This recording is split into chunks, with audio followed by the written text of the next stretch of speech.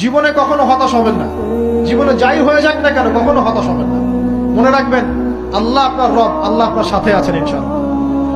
এই সমাজ আপনাকে যেভাবে শেখায়, কিভাবে শেখায়, এই যে স্কুল, কলেজ, ইউনিভার্সিটি, চাকরি, বিয়ে, সন্তান প্রতিপালন, আর তারপর ইন্না লিল্লাহি ওয়া ইন্না ইলাইহি রাজিউন, এই তো শেখায় নাকি?